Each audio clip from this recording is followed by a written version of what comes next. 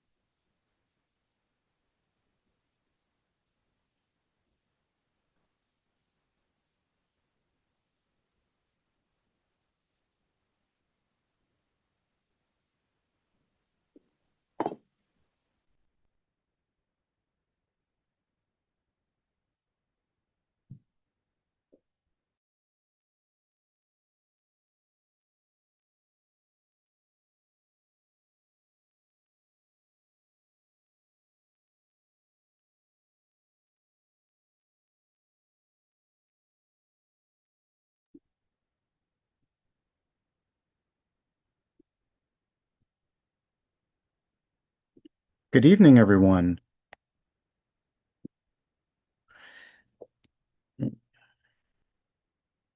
Good evening, everyone. My name is Patrick Botts Forbes. I am the LAFD CERT Community Emergency Response Team Central Bureau Coordinator.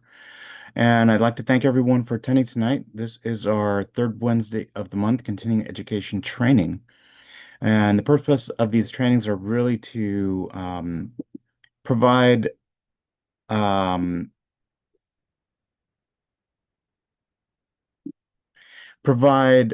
different levels of training that um,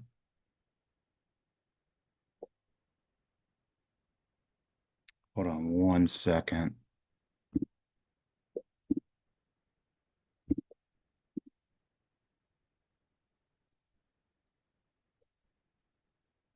Someone requesting all sorts of different permissions and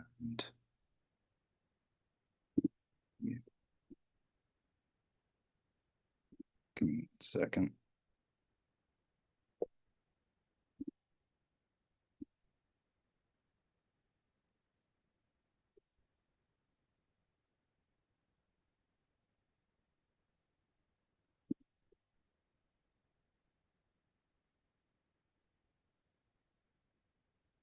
Sorry about that. The risk of having these public Zoom meetings is that anybody can join. Occasionally, we do get people who intend to disrupt or cause problems. Um, but the purpose of these trainings are really to give different levels of topics. For those of us who have taken the community emergency response team training, we know that we get a lot of different skills out of it, but a lot of the parts that connect the dots are not really given during the basic class.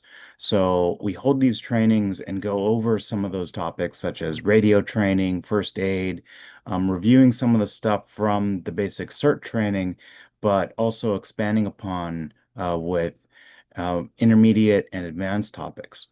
I consider tonight's topic to be a bit beginner topic. I think it is something that a lot of us probably have, even if we haven't really thought about it. Um, but it is something that I think should be cultivated and really encouraged because the preparedness mindset is something that helps you throughout your life. It's not just about disaster preparedness, but it it's everything. It applies in school, it applies in family relationships, it applies in the business world. And so I think understanding this and seeing how it can apply in your life and making sure that you cultivate it and develop it is an important endeavor. And tonight's topic is on having the preparedness mindset.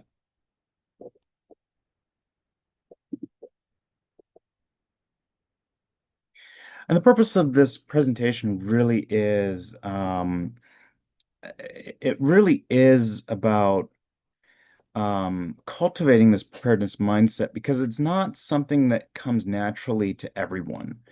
Um, and I don't know that I think certain people, certain careers, certain people are naturally um, go into those careers, maybe IT, EMS, things where you problem solve a lot, have already maybe started with this kind of mindset.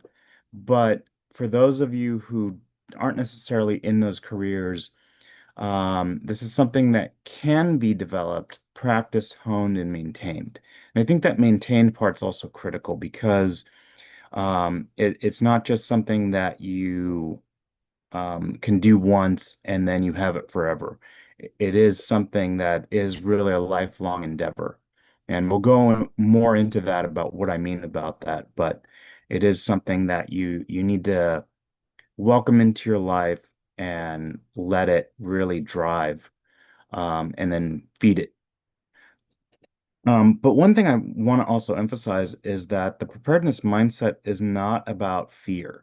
It's not about a fear of the unknown, fear of what could be, fear of a disaster, fear of something bad happening. It really is and should be looked upon as an empowerment, empowering yourself, especially from a young age, but even if you're more senior, empowering yourself to be able to overcome challenges that are going to come up. And a lot of times, especially for those living in large cities, there are a lot of resources out there. A lot of resources in terms of government agencies, fire, police, uh, EMS, um, resources in terms of food. You can always go down to some place that 7-Eleven, restaurant, Denny's, anything could be open 24 hours, and you can have to not rely upon others, or rather, you can get away with never learning how to cook or prepare food and actually be able to survive. It will be expensive, but it is completely possible in a large city to never have to learn those self-reliant skills. Those who live outside more rural areas, more distant, um, or in a small town that may not have a 24/7 restaurant or convenience store, you kind of are stuck. If you need food and you don't know how to cook, you might not be able to call for pizza delivery or Uber Eats or something like that. But especially for those of us who live in a big city, um, there's a lot of complacency that can happen where we can start to rely on other people for basic needs. Um, and then really expect them to always be there when we need them. And for those of you who have taken the community emergency response team training or who've lived through a disaster, you quickly realize that what we expect to be there during a disaster is usually not. And the reason is, well, life is full of challenges. It's very unlikely that you will or anyone will be able to go through life never being challenged.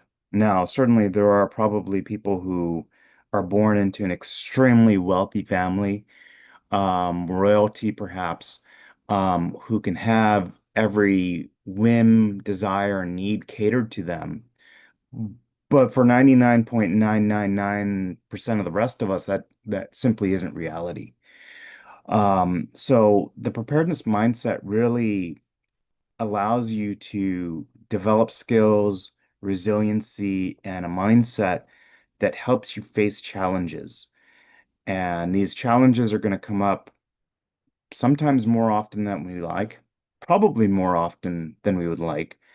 But it's not hopefully an everyday thing, but certainly you are going to face a lot of challenges that you didn't expect, didn't plan for. And so having this preparedness mindset really gears you up and enables you to face those challenges head on. And the goal isn't in life to avoid challenges, it's to overcome them. And if you can face a challenge head on and you have the skills and preparedness to defeat the challenge, that's going to make it a lot easier for you to actually overcome and hopefully become stronger for it. We really want you to be able to take control of a situation. A lot of times, something comes unexpected and you aren't prepared for it. You haven't thought about it being even remotely a possibility, and it can be overwhelming. And if you just give up, you become a victim of that challenge, that situation, instead of saying, okay, I didn't expect this to happen, but I'm going to uh, do whatever needs to be done to get through this challenge, and then hopefully learn my lesson or make preparations so that if this challenge comes up again, I know I'm being vague, it allows you to take control of it and beat it next time more easily. Especially for those of us who live in a big city, we expect the people rely on the EMS agencies, fire, police, um, gas company, electric company, our banks, our insurance companies, the gas station down the road, the supermarket to always be there for us. And so we rely on them in our day-to-day lives. And this isn't to say that you shouldn't expect them to be there. It's not to say that you shouldn't ask for help when you need it. But taking on challenges and not becoming dependent, not becoming complacent upon them, not wanting to rely on others for things you can learn to do yourself. Yes, it's nice to go out to a restaurant and have someone else cook for you, clean for you, take your plates away when you're done, but you don't need to. And if every day you cook for yourself and then maybe on the weekends you decide you want to go out and have a nice meal, that's nice. But I think there are some people, maybe especially younger people, teenagers perhaps, who their parents have always cooked for them and they have never shown initiative or desire to learn to cook for themselves. They go to college and they don't know how to. And now they are relying on food delivery service or they're relying on going out to the food court or a restaurant every single day um, to feed themselves. And um, learning from a young age to become self-reliant and to build skills that will help you throughout your life will be a lot cheaper, quite frankly. But also, if those services suddenly aren't available, you're not lost. You won't be challenged to figure out how to get around this situation that you've never prepared for. And the same thing goes for technology. Um, it, Technology is great, but it breaks all the time. And yes, we can rely on technology, generally speaking. The cell phone networks are pretty reliable. Computers don't crash nearly as often as they used to. I'm giving a presentation on a computer. I wrote the presentation on a computer. I'm relying on my internet. I'm relying on my Wi-Fi, so that you can all see this presentation.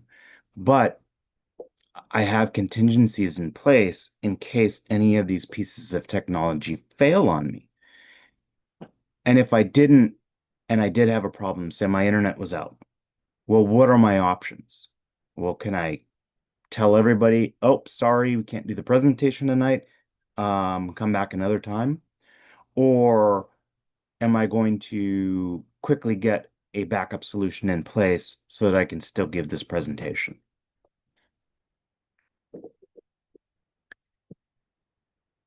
And I hope all of us realize that our day-to-day lives running on autopilot is both cathartic in a way that we don't have to worry about, oh, is my internet going to work when I get home? Am I going to have an accident to deal with on the drive home? Is my computer going to blue screen on me while I'm trying to give this presentation? But also, I think that we sometimes just don't think about it at all. We run on autopilot and never have the idea of what happens if this breaks on me. What am I going to do? What are my options? A, B, C, and D. Because sometimes you have multiple problems and your only backup plan fails just as much as the everyday expectation. And so you need a second backup plan, maybe a third, maybe a fourth. And you don't necessarily need to flesh these all out, but having the idea of multiple contingencies in case what I expect today isn't is how we get through disaster.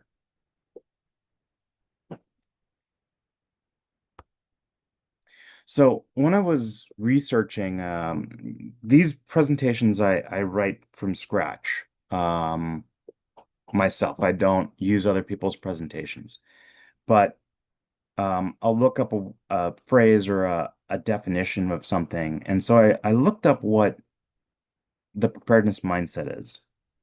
And I found this website, and I don't really do this very often, but I actually found this explanation, this website to be very complete. And so if you want to look at this website, I recommend you copy down this URL or just search for preparedness mindset. But I think the definition is pretty complete and they have a lot of in-depth information. What that's going to allow me to do in this presentation is really focus on a couple of key points. I'm not going to regurgitate what this website says, so this is not a replacement for the website. This is, hey, go read this website, but also let me key in on a few things here. So the definition from this website, preparemag.com, has a preparedness mindset is a state of mental readiness, a proactive approach that emphasizes the importance of being equipped for potential challenges or emergencies. This mindset can be applied in various aspects of life, including personal safety, financial stability, and even mitigating business risks. And they focus on five key points, and I'll do pretty much the same, but I want to key in on two of these key points. specifically, and that's to anticipate, to plan, to train, to manage resources, and develop resilience. Anticipating is one of the first and best ways we can avoid getting into a problem or a challenge. And if we don't have to face a problem, it's better not to. What I mean by that is, um, and this goes back to the autopilot. If we are, say, we're in a train ride and we have our headphones on, we're listening to music, completely blocking out the rest of the people on that train. Then that is, I think, what a large majority of people do. Um, but then they don't see the problem getting on the train. And unfortunately, the reality is that there are problem people out there. There are people who are up to no good, or for some reason decide that they don't like you. And so maintaining situational awareness allows us to anticipate a problem before it approaches and becomes a problem, and gives us the time to build a contingency plan or maybe escape from that problem altogether. So you really need to look at not only what's in front of you, but what's beyond and coming up ahead of time. You do this when you drive, or you should be doing this when you drive, looking a few car lengths ahead. Oh, there's something in the road that people are quickly getting out of the way of. Well, now I can anticipate needing to do a lane change and avoid whatever they're trying to avoid. But if I'm only looking at the car in front of me and not looking ahead, and suddenly that car darts out of the way, I might not have time to react and get around whatever problem is in the middle of the road. And worse, maybe I don't react at all and I just barrel into it, damage my vehicle, pop a tire, or maybe get into an accident. Person behind me hits me, or I react too slowly, I didn't check, and I end up hitting somebody else to try and avoid this. So it is really critical throughout our lives to not only literally but figuratively look around, look ahead, look beyond, but also look at what's behind us, look what's above us and below us. I talk about this in situational awareness all the time. Look at all six sides, in front, behind, to the left, to the right, above, and below, because you never know where a problem or challenge is going to come from. But if you can see it, anticipate it, then maybe you can do something about it before it really becomes a problem. Secondarily, or maybe primarily actually, is to know your own limits. And I've talked about this before. Um, Not everyone is as capable at everything as everyone else is. Especially if, say, you're a smaller framed woman, you're not physically as strong as a, 6'5" bodybuilder is. Or you're not as tall, or maybe you do have medical issues. You're diabetic, you're on medications, um, even being colorblind. You need to know your own limits, and so you can make plans accordingly. What works for me is not going to work for someone else, and what works for someone else is not going to work for me. But it gives me an idea of what I can do based upon my own limits. But I have to know my own limits before I can make those changes to someone else's plan. And I've taken this one straight from Business 101. Um, SWOT stands for strengths, weaknesses, opportunities, and threats. And if you're you have a business degree or you're involved in business at a corporate level, this gets talked about a lot. Understanding your strengths, understanding your weaknesses, understanding opportunities when they come up, and possible threats to your business or to your life, to your family, to anything. This can really be applied across the board in so many different circumstances. But also understand the strengths and weaknesses of the people you're interacting with. Um, And when I say weaknesses, I don't mean it in a negative way. Um, Not everyone is perfect, and the people who think they're perfect probably have some weaknesses. Um, just even saying that they think they're perfect. Um, but keep this in mind as you're anticipating things that are coming up. Understand your own strengths and weaknesses. How can I make my strengths better? How can I work around my weaknesses? And then how can I take an opportunity when it comes up? Be prepared for that. We'll talk about this a little bit later on, but if you have an opportunity, are you able to take advantage of it? Sometimes opportunities cost money, and if you don't have the money to take advantage of it, you lose that opportunity. And sometimes a threat happens. Well, I would say probably a lot of times threats happen to the way um, to our normal lives. And how do we deal with those threats, mitigate those threats, or work around those threats? It's all about maintaining that situational awareness, see them coming ahead of time, so it's not last second that you now have to deal with this problem. Planning is critical. Um, yes, it probably is possible to live life like a sail in the wind. I know that's I'm blanking on the phrase, but Um, if you have a plan for your life, for your family, for your work, for your career, for your business, it helps you plan milestones. It helps you plan training. It helps you plan savings. It helps you plan for the future. At the same time, you have to plan for contingencies. Um, no plan is going to work 100% of the time. Um, and a plan shouldn't be rigid, where you rely on steps two, three, and four based on step one, or step three has to follow step two, step four has to follow step three. I like to say that a plan should be a loose roadmap.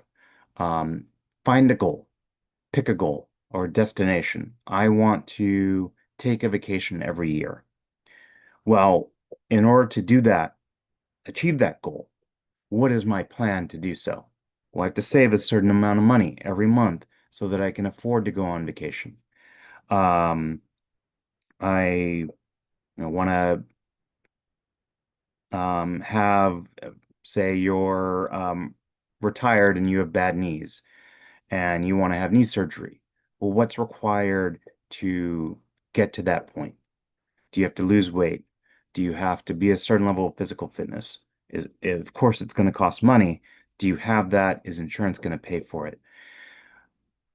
Pick a goal, pick multiple goals, and start building plans to help you get there.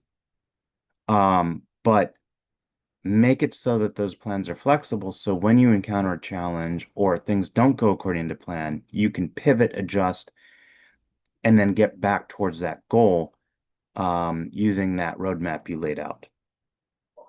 And especially if you have a family, what if something bad happens? Does everybody know the plan? What are we going to do?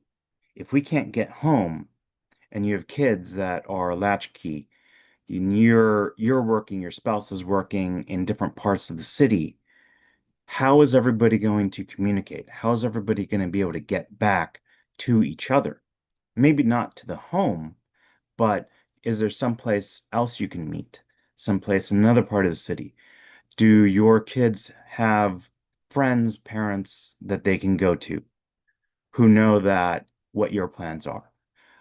Start making these contingencies and sharing the plans with everybody so everyone is on the same page and everybody knows what to do next if there's a problem. Of course, this all of this is based upon the Community Emergency Response Team basic training.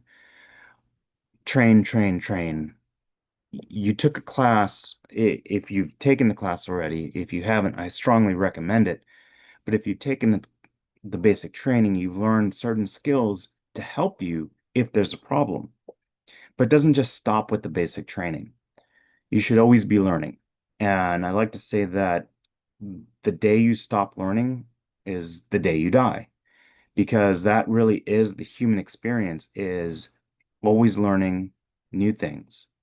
You look at a company that doesn't exist anymore. Well, why don't they exist anymore? Well, they were probably put out of business because they didn't learn new things. Look at how many businesses failed to adopt internet at the early onset. None of those businesses exist anymore. And the ones that did probably thrived adopting internet, learning it, learning how to use it, learning how to build their business upon it. Same thing is going to happen with AI. Same thing is going to happen with technology that we don't even think about yet, or we don't know exists yet. The next big thing, if you fail to adapt, then that's how the dinosaurs died. That's how a lot of businesses go out of business. So I like to say that every interaction should be a learning experience. And we interact with people, we interact with technology, we interact with everything. It is, unless you're sitting in a dark room, um, you're interacting with something. Now, this goes back to the assessment earlier, is identify weaknesses and figure out, okay, I don't know first aid as well as I should. So I should take a first aid training. I don't know how to cook. So maybe I should take a cooking class or ask someone that I know who's a great cook, hey, can you show me how to do this? Now, maybe it's their secret recipe and they don't want to do that. But a lot of times people are eager to show off what they know. And that's not a bad thing. But if you have a friend who is a great cook, chances are, if you ask them, hey, can you show me how to cook? Because you're such a great cook, they're going to take it as a compliment and be eager to show you how to cook. So asking for help is not a bad thing. Um, and asking for help to overcome weaknesses that you've identified in your own person, experience, family, whatever, career, will help you overcome challenges that come up. You should always be seeking to learn new knowledge because that's going to give you more capability. And then you need to practice these skills because practicing and doing is actually going to improve your critical thinking ability. Your brain forms new neural pathways when you do something you haven't done before, and you get better at it. And everything is challenging when you've never done it before. But if you do it a few times, suddenly what you thought was impossible, because now you've done it, is now easy. Managing resources. Okay, it's kind of a big one. Um, we all live in the world. I doubt there's any billionaires sitting on this presentation. Everything costs money and or time. There's a you could be doing anything. Right now there are 69-ish people on here, 70-ish people on here, including myself, who have given up their Wednesday night, or at least a couple of hours in it. They could be doing anything, anything else. And thank you so much for spending your time with us here. Um, everything has an opportunity cost. By being on this presentation, you're not doing something else. Everything costs money. Internet costs money, computers cost money, the lights in your home cost money, food costs money. Training oftentimes costs money. Being prepared for a disaster costs money. But if you invest in yourself, your family, and your security, then you, I don't want to say guarantee your future, but that investment pays off in the future. Because if you are prepared for disaster and a disaster occurs and you can't get to the supermarket, your electricity doesn't work, your cell phone doesn't work, your Your electric stove doesn't work. Your electric lighter for your gas stove doesn't work.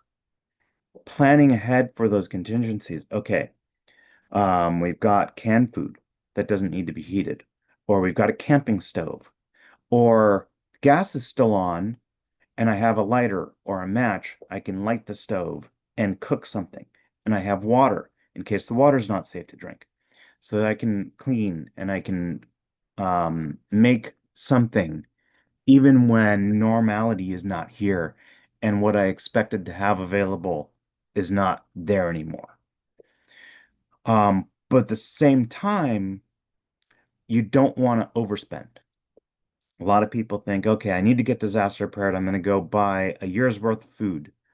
Well, that food costs a lot of money and that food goes bad.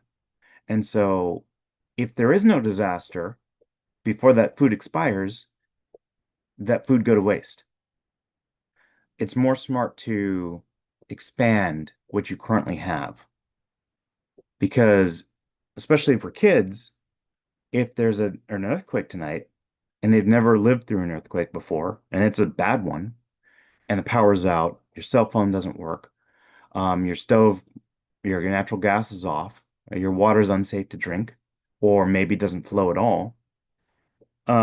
Suddenly telling your kids, okay, we're gonna have to have these freeze-dried rations they've never tried before could be the proverbial straw that broke the camel's back because they are experiencing all of these challenges for the first time, and now they have this new thing on top of that.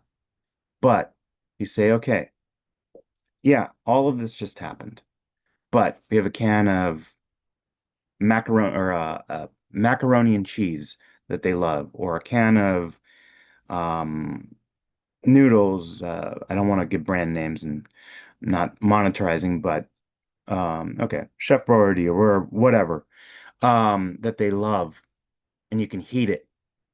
That little bit of normality can help them relax because it's not all new, different, and suddenly very scary. And you have a little bit of extra food because you know it's going to take days, if not weeks, for normality to return, for you to be able to go to the supermarket, for you to have internet, and for your credit card to work, or for you to get gas, for your car, or if you have an electric car, how are you going to charge that car? Um, so having a little bit of normality, investing in preparedness for that normality goes a long way when things go wrong. And things will go wrong, hoping that things don't go wrong. And there is not a disaster in our lifetime. Um, it's a nice pipe dream, but the reality is the people who have that pipe dream probably are not prepared to survive a disaster that they didn't see coming. So investing in yourself, your family, and security helps you get through these problems. It's not actually the disaster itself that is the biggest problem. It's recovering from the disaster. For those who lost their homes in the recent fires this year, they got out alive. It wasn't the disaster that was the problem. Yeah, maybe they weren't home, maybe they evacuated, but they got out alive, but now they don't have a home. All their stuff burned down. Now what? How did they get through the next steps? So I've talked to people before at outreach booths and I say, hey, what's your plan if there's an earthquake? And they say, oh, I'm just going to die. Well, what if you don't? Chances are the disaster is not going to kill you. Chances are the recovery from that disaster is going to be the nightmare. Dealing with insurance companies, dealing with banks, dealing with all the people. Did you know if your house burns down, you still owe a mortgage on it? Do you have fire insurance that's going to cover that? What's the plan if all the bad things happen at once? Now, when managing resources, it's important because some risks short-term um, investments come with risks, but are worth the rewards. But the same caveat, some rewards are worth the risk. Other times, and this goes back to an opportunity comes out, but you don't have the money for it to take that opportunity. Maybe there's a class you want to take and it costs $5,000, but taking this class gives you a career advantage. Do you have the $5,000 to do this now? A lot of people, $5,000 is outside of their ability to come up with. Do you have other options? Can you borrow money? Can you take a student loan? Do you have friends or family who are willing to invest in you, loan you the money, trusting that you're going to be able to pay them back? And sometimes you have to tell yourself, okay, in order for me to afford this $5,000 class, I'm going to have to make some major changes to my lifestyle. I'm not going to be able to eat out anymore. I'm going to have to eat cheaper food at home. I'm going to have to eat ramen for the next 6 months, a year to save money to be able to afford this class.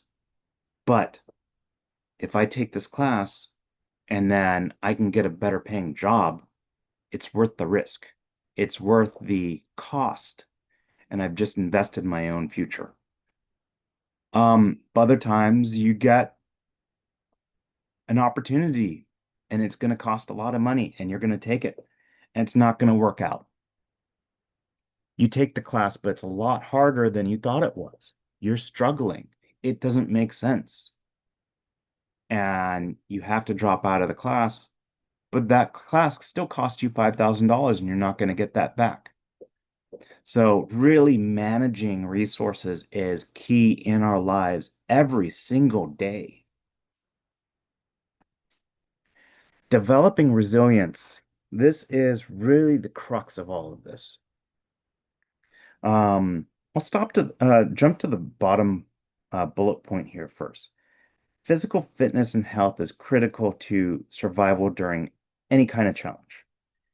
There's a saying that if you uh, a healthy person has a million dreams.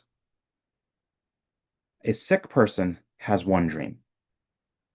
And so, especially in our lives today, and I'll admit it, a certain point in my life, I was not exercising, I wasn't eating right.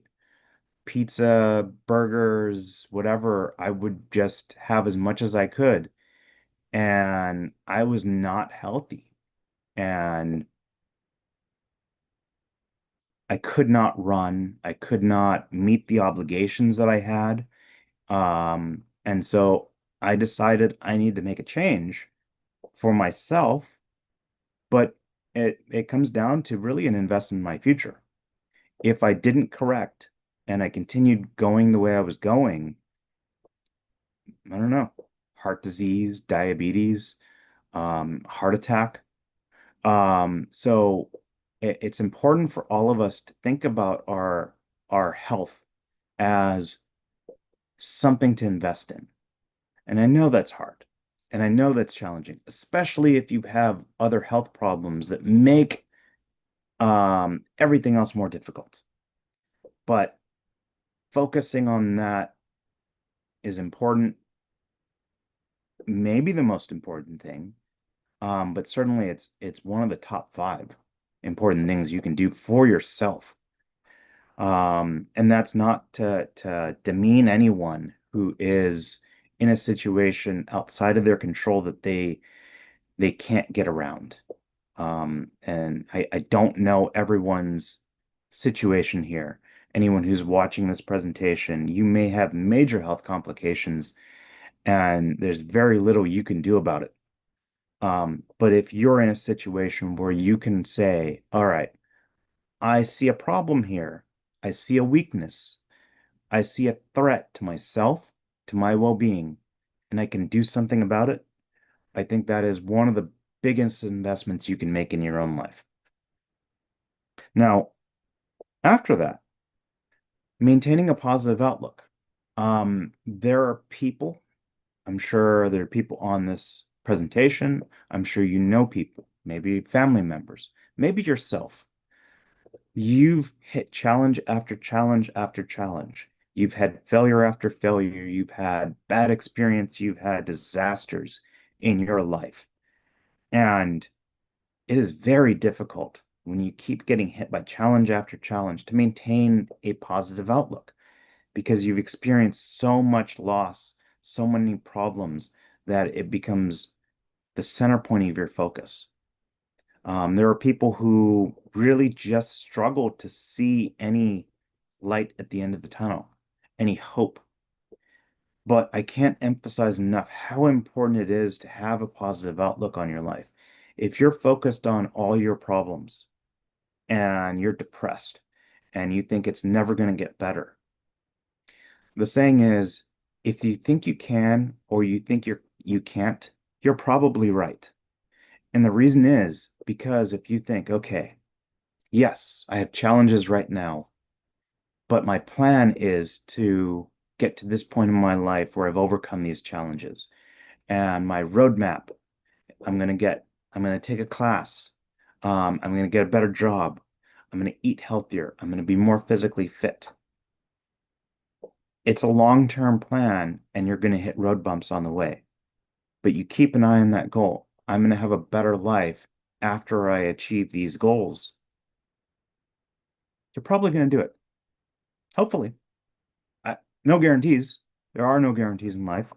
Unfortunately, not everybody survives life. In fact, death and taxes are the two certainties in all of life. But having that goal and maintaining a positive outlook, I can achieve this and I will achieve this. Even if you don't achieve everything, you're going to stand a much better chance of achieving your goals and having your plan fulfilled than the people who are focused on all the problems in their lives and how nothing ever goes right and how they just can't even get up in the morning and they just want to crawl into, pull the covers over their head and pretend the world doesn't exist around them. The unexpected is always going to happen. No plan will be perfect. Most plans will never go according to plan. And challenges are always going to get in your way. You're always going to need to work around challenges, problems, either go up, over, or around, or go through them. And that's the only way to success. All right. Well, that jumped to the front. Whoa. Okay. Um, that was unexpected. My presentation crashed, apparently. So, um, any questions? I'm gonna allow people. Go ahead and raise your hand and I'll unmute you if you have any questions. I'll read through the comments as well. I think this was a different kind of presentation. A lot of the presentations I give are skill-based or based upon um, trainings that I've attended. This is more of a philosophy thing. And I think having a little bit of philosophy really is critical in your life to achieving whatever you want to achieve. And that really is that preparedness mindset. I'm prepared so that I can accept the opportunity as it comes up, and I'm ready to engage and work through any challenges.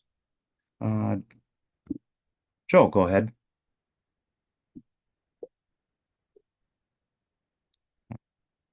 I don't know what's going on here.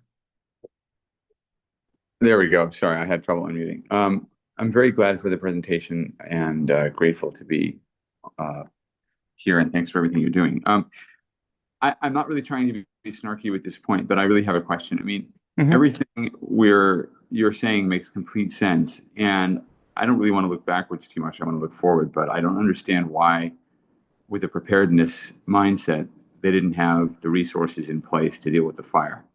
Um, and maybe that's a political question, and we don't need to get into politics, but I just wonder, is there some acknowledgement or is there going to be some kind of public post-mortem really where the community is told we should have prepared for this and that, and it didn't happen, whether it was the reservoir or the traffic or the firefighters not being pre-deployed, which might not have been anything, anyone in our local department had anything to do with, but it just feels like everything you're saying makes sense, and yet everything you're saying was also so glaringly absent, and it's fine. I totally agree about all this going forward. I just is there an after action assessment where people are sitting down and saying, okay, this is where we should have anticipated risks and where we can improve in future?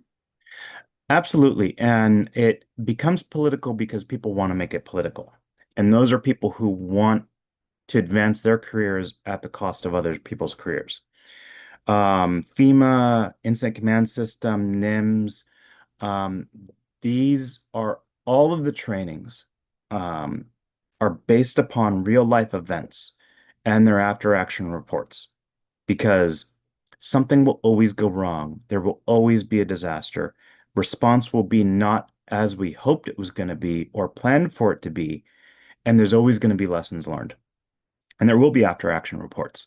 What we get to see as the general public, however, is going to get sanitized, and there will be a large effort to not accept blame or responsibility. And that's not because there necessarily needs to be responsibility for a disaster, um, but because people are going to want to blame someone. You just look at the number of billboards for personal injury attorneys, accident attorneys out there. If someone can get blamed and someone can get a payday out of it, they will. Going back to the fires, we fight fire from the air. We battle it on the ground. Um, every I live near Debs Park. If a small fire breaks out there, there are multiple helicopters hitting that thing as fast as possible because the fire department knows if they lose control of it, that fire is going to explode and it will be extremely hard to contain if they can't knock it down very quickly. When you have 100-mile-an-hour winds, helicopters can't fly. And so we had no air resources to knock those fires down on day zero. And the frontline troops, the all the resources in the world. Well, I can't even say that. There is no way we would have had all of the resources in the world pre-deployed, anticipating this worst case scenario. It's just that it doesn't happen. We have a finite number of resources. And when you have something go that big, that fast, and you don't have all of your tools, it becomes a nightmare scenario. And that's exactly what happened. And there were two nightmare scenarios. Could anybody have foreseen this happening? I think they could have. I think they did. And I think there's a lot of blaming going on instead of people standing side by side who sort of said, yeah, we did pre-position. We had resources planned. We could not have anticipated where it was going to break out and how bad it was going to get so quickly. And with one hand tied behind her back, we did the best that anybody could have done. I really hate it when people say, I did the best I could do. That that is, if somebody wants to poke a hole in that, they could say, well, somebody else could have done it better. Yeah, sure. Now, if you say, we did the best that anybody could have done, it's kind of hard to make that political. And our firefighters, our politicians, they did the best anybody could have done. There was nothing that could have been done to stop that from becoming a nightmare scenario. That's You can't stop disasters from happening. They are going to happen. What you do after the disaster, that is what we train for. That's what we prepare for. And I ran a first aid class, an emergency medical responder class, and the instructor made a um, very compelling point. You should always learn from your own mistakes. It's better to learn from someone else's mistakes. And that's exactly what NIMS, the National,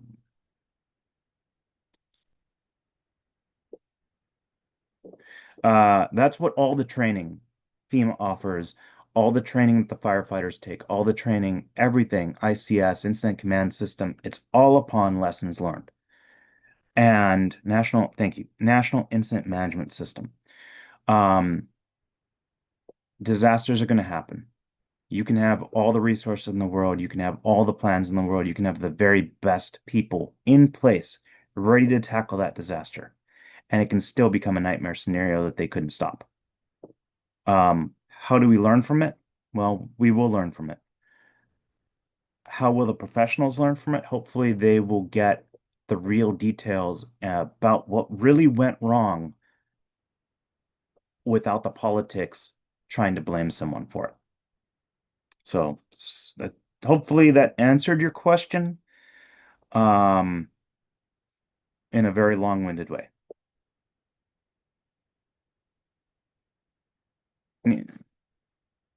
Patty.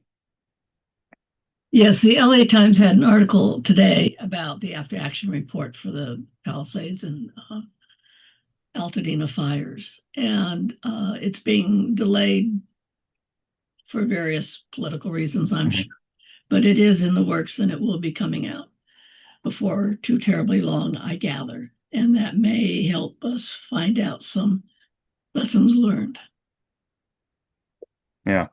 Um, I attended a training. It was by the one of the speakers was the deputy sheriff or someone high up involved during the Pulse nightclub shooting, and he said the after action report that came out on the Pulse nightclub shooting after it got passed around and scrutinized by all the lawyers, it was a work of fiction because no one wants to say what went wrong, um, because their head will be on the chopping block.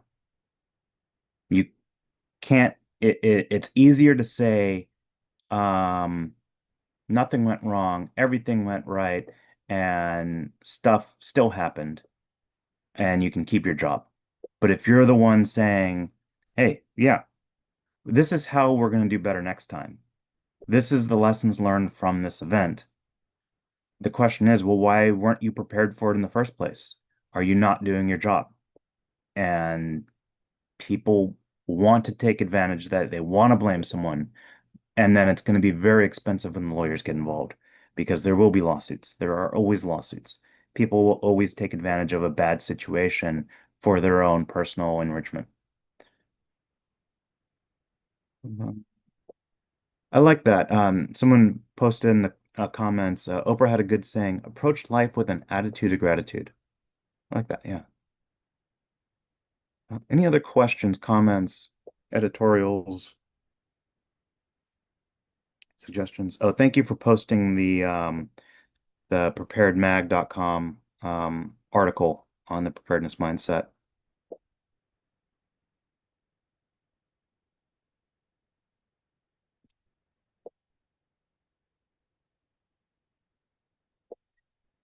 We've learned this through time. We can't change the past. We can learn from it and work hard not to repeat the mistakes. Yeah, exactly. Um, there will always be disasters. There is nothing we can do to stop disasters. Surviving the disaster is the important part, and then hopefully you have contingencies put in place to recover from that disaster faster. Patty. Yeah. If you want to take a look at it, go to the Boy Scouts. Their motto: "Be prepared." That Hmm. does it all for everything that you've just iterated in the earlier part of the program. Yeah, absolutely. And if you have kids, teach them at an early age. Have them get involved with the various scouting programs out there, because some of our leaders in CERT were Boy Scouts or Girl Scouts. It's great to learn from experiences from others and start thinking about it now. That's really how you become better at anything is take the opportunities, take training, learn new skills. It does not have to be disaster response related. Go play an instrument. If you're interested, you've always wanted to learn the guitar, go do that. Go take archery lessons. Go do something you're interested in. On the physical fitness side, go to the gym, make a commitment, go for a walk, take a martial arts class. Um, you will become better for it because it will create new neural pathways in your brain and allow you to think outside of the box that we're already in. Yeah, someone's pointing out that girls can join the Boy Scouts. They can become Eagle Scouts now. There's a lot of opportunities out there, but you have to look for them and you have to say, yes, I want to do this. Um, and thank you for pointing out the CERT motto. Do the greatest good for the greatest number of people in the shortest amount of time. Um, if nothing else, hopefully you got something out of this presentation and are going to enjoy the hour I'm giving back to you because it was a short one. Um, hope to see you back next month, our third Wednesday of the month, continuing education training. These presentations are up on our YouTube channel. I'll put that again in the chat. If you search for LAFD CERT coordinators, you'll find our channel.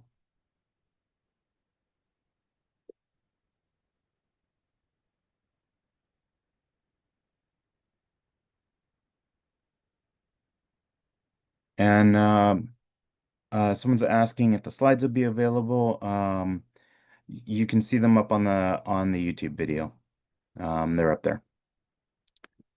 All right. Thank you, everyone. Have a good night, and I hope to see you back in September.